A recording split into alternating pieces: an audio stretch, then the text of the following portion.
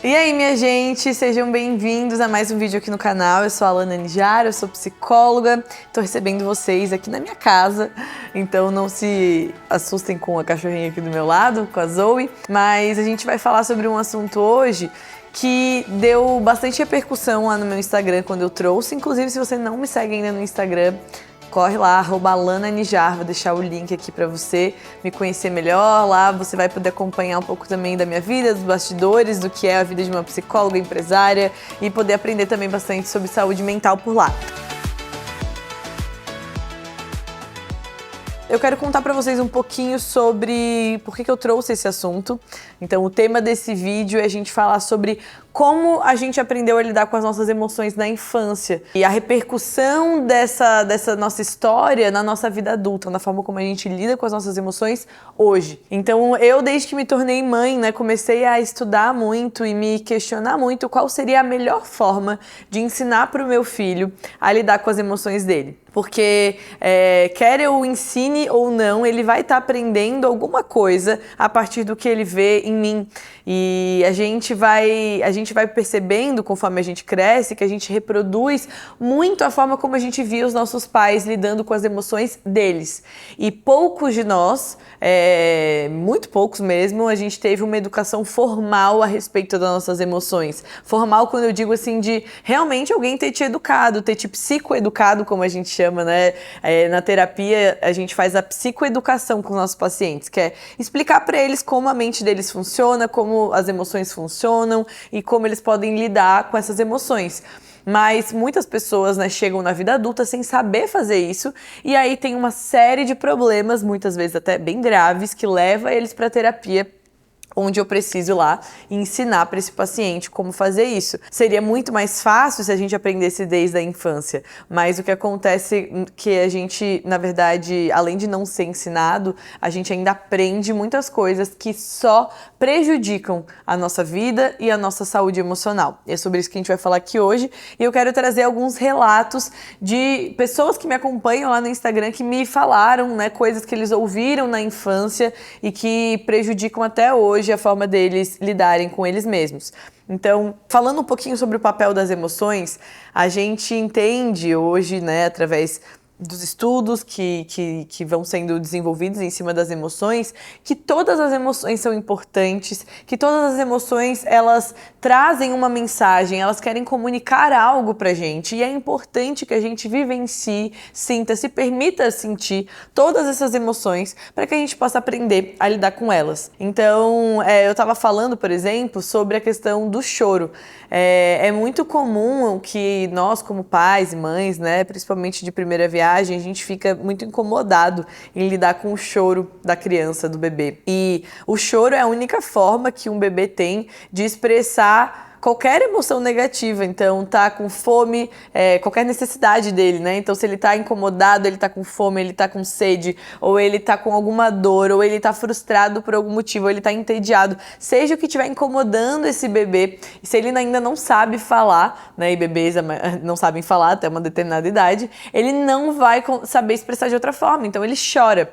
E a gente pode cair nessa cilada de querer cessar esse choro a todo custo, né? De ou fazer o que quer que o bebê queira e a criança queira para aquele choro parar, e aí sendo permissivos, ou então, mesmo depois que a criança começa a aprender a falar, é um processo até ela entender como expressar as necessidades, e mesmo a gente adulto que sabe expressar nossas necessidades falando, ou deveria, né, saber expressar, a gente tem dificuldade, às vezes a gente chora, às vezes a gente não consegue falar o que a gente está sentindo. Então, quem dirá uma criança que não tem ainda toda a estrutura cerebral completa para conseguir racionalizar e fazer isso. Mas o ponto é que a gente pode entrar nisso que eu tava falando, né? De ou querer cessar a todo custo ou menosprezar essas emoções, dizendo que não foi nada, você não precisa estar sentindo isso, que a criança não pode chorar, que choro é coisa de criancinha, ou que não é coisa de menino, ou isso e aquilo. A gente tem muitas frases que realmente têm esse objetivo de cessar o choro, de cessar a emoção negativa. E aí a gente cresce sem saber saber o que fazer quando a gente se sente triste, ou quando a gente tem uma necessidade que não está sendo atendida, ou quando a gente está frustrado. Isso é muito perigoso para a nossa saúde mental. Então, quando eu trouxe essa reflexão, eu estava falando sobre essa questão de validar as emoções do meu filho, né?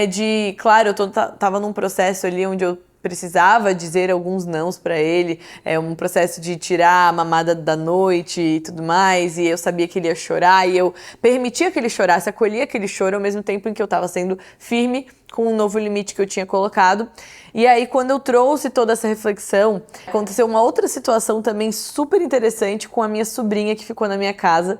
Ela tem quase 4 anos e eu tava já refletindo e compartilhando sobre isso, e aconteceu dela ficar na minha casa durante 4 dias. Meus cunhados deixaram ela aqui para uma viagem e foi a primeira vez que ela dormiu fora, aliás, que dormiu na minha casa. Ela já tinha dormido fora na casa da vovó e tal, mas na minha casa, embora a gente tenha uma relação super próxima, a gente é super unido, mas dormir na casa de alguém que não são os nossos pais, que não é a nossa casa, tem toda uma questão para criança. Se você lembra, na sua infância, provavelmente você também ficava triste e angustiado quando dormia fora de casa. E eu sabia, então, que provavelmente naquela primeira noite ia ser um pouco mais difícil, e de fato, quando chegou, ela estava brincando, ela estava feliz, mas quando chegou a hora de ir dormir, e ela percebeu que o papai e a mamãe não estavam, que ela estava aqui, que ela ia ter que dormir longe deles.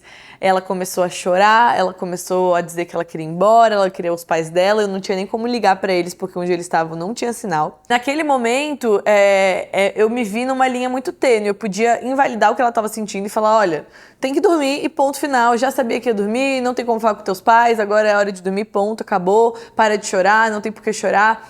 E às vezes, se a gente não tá bem sensível e atento, é tentador a gente fazer isso, porque às vezes a gente tá cansado, racionalmente, né, você já explicou todos os motivos para a criança pelos quais ela não vai adiantar ela chorar e que ela vai ter que dormir, mas eu entendi ali que eu precisava acolher aquela emoção dela. Então eu comecei a falar para ela que eu entendia, né, que quando eu era criança, quando eu tinha a idade dela também, não gostava de dormir longe dos meus pais, e que eu lembro que eu ficava também triste, que dava vontade de chorar, sentia saudade. Quando a gente sente saudade é um sentimento normal, principalmente na hora de dormir, mas que a titia ia ficar ali com ela, ia ficar tudo bem, que ela podia chorar e que eu tava ali pra ficar com ela por quanto tempo ela precisasse. Ela podia dormir comigo se ela quisesse, mas infelizmente a gente não ia conseguir, né, ter o papai e a mamãe naquela noite ali. Mas conforme eu fui validando e falando pra ela que tava tudo bem, que eu também já tinha sentido aquilo, e aí também comecei a mudar o foco, né, comecei a contar algumas histórias pra ela.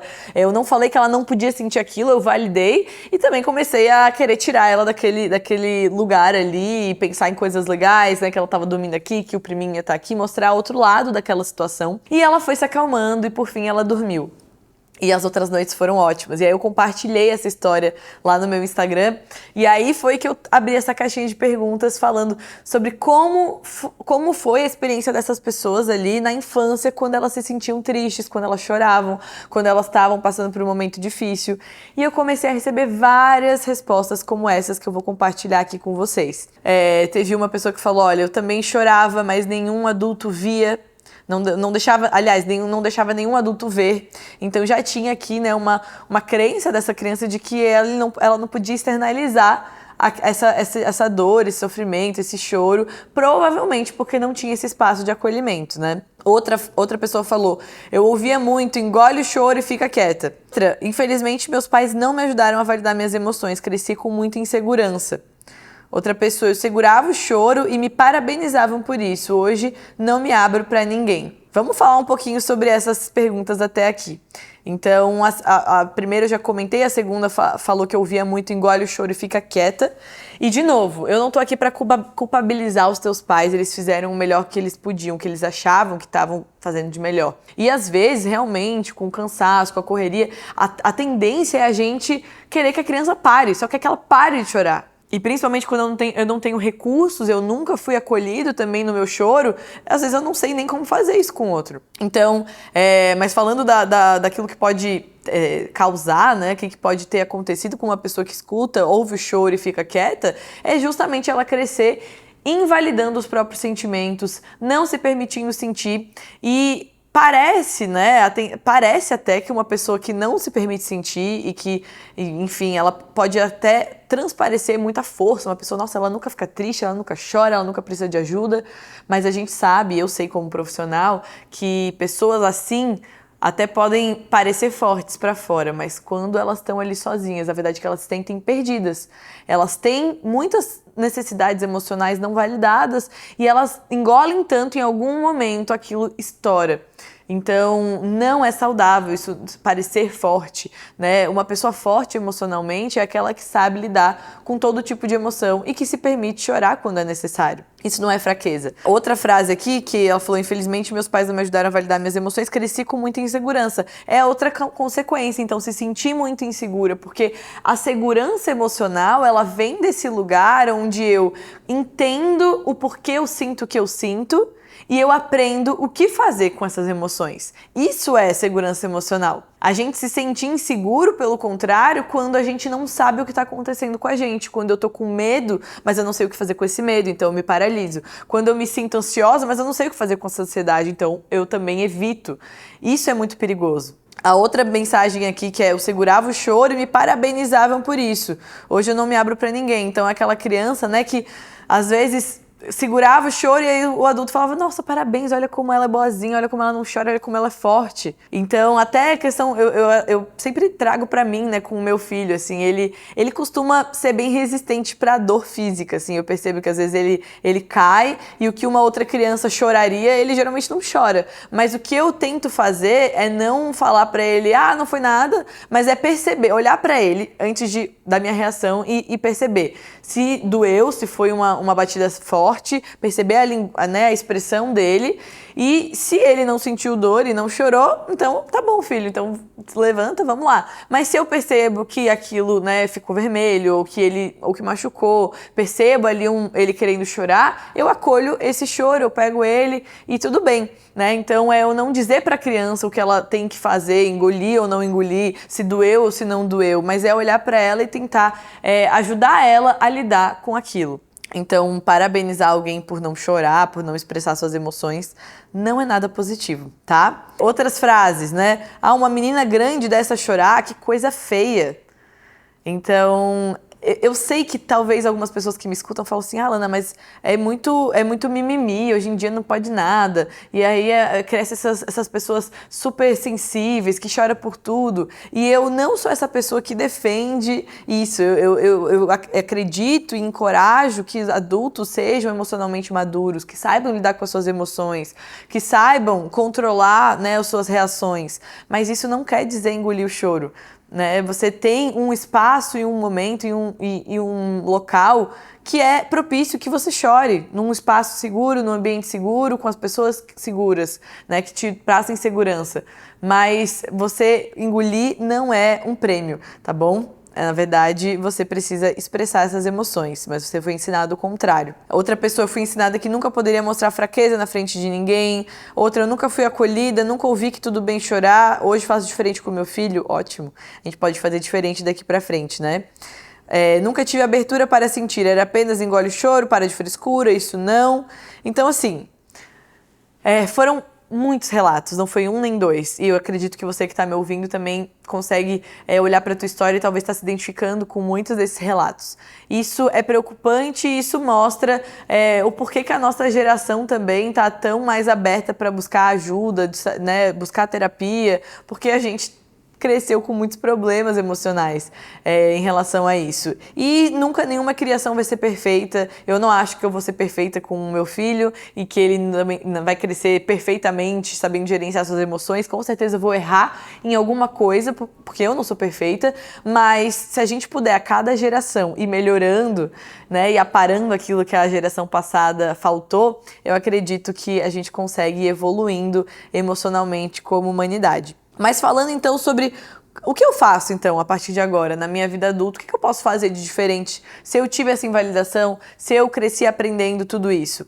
Então, uma frase que eu achei muito legal de trazer aqui para vocês é: as emoções são faróis que nos ajudam a identificar o que mais nos importa. Então, quando você fica triste com uma situação, quando você está sentindo tristeza, é muito provável que aquela emoção ela está apontando para algo que é importante para você. É um valor para você que não está sendo, enfim, sendo satisfeito, sendo cumprido da melhor forma, e aí você se sente triste. E isso nos aponta para mudanças que a gente pode fazer na nossa vida, né? Todas as emoções, elas têm funções.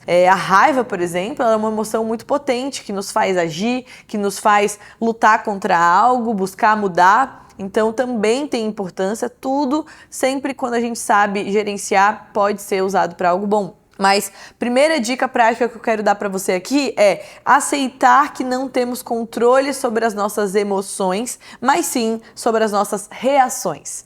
Então, você aceitar que as suas emoções elas não podem ser facilmente controladas, mas que você escolhe como reagir. É aí que está o seu controle, né? E é aí que a regulação emocional nos ajuda. Se você quiser, se vocês gostarem desse assunto, eu posso fazer um outro vídeo só sobre regulação emocional, que se eu não me engano, ainda não fiz aqui um no canal só sobre isso. Segundo ponto muito importante para te ajudar nesse processo é nomear o que você está sentindo e buscar entender da onde veio aquela emoção. Então, quando você nomeia, né, fala, eu estou me sentindo triste, eu estou me sentindo com raiva, eu estou sentindo ansiedade, eu estou me sentindo ansiosa. Quando você começa a nomear isso e buscar entender o fator que desencadeou aquela emoção, você começa a se conhecer e você consegue entender mais facilmente o que você precisa fazer para sair daquele lugar. E o terceiro ponto super importante aqui, que tem muito a ver com tudo que a gente falou, é ter autocompaixão e se permitir sentir. Então você precisa ser essa validação que você não recebeu na sua infância. Se lá na sua infância você ouviu todas essas coisas que a gente comentou aqui hoje, que você não seja alguém que fale isso pra você mesma hoje, mas que você se permita sentir, que você se trate com esse respeito em relação às suas próprias emoções e que você se engaje nesse processo de se conhecer, de ter mais autoconhecimento emocional, mais autoconsciência e aprenda a reagir melhor. Esse é o melhor que você pode fazer por você hoje. Não ficar se culpando, se criticando ou então engolindo todas essas emoções. Eu espero que você tenha conseguido refletir a partir desse vídeo. Se você quer que eu fale mais sobre isso, eu sei que é muita coisa, né? Eu não quero estender demais aqui, mas deixa um comentário aqui, deixa um like também nesse vídeo se você gostou desse conteúdo e se você sente que precisa de mais ajuda, se você está vivendo um momento muito intenso emocionalmente, um momento difícil emocionalmente, eu quero te encorajar a buscar ajuda profissional. Eu não estou atendendo no momento, mas eu tenho uma clínica, uma equipe de psicólogas que eu confio, que vão saber te ajudar nesse processo. Então, se você quer saber mais informações, tem um link aqui na descrição que eu vou deixar para você conhecer mais da minha clínica, deixar as suas informações e a gente pode entrar em contato com você para te indicar o melhor profissional para te ajudar nesse momento. É isso, gente. Um beijo e até a próxima!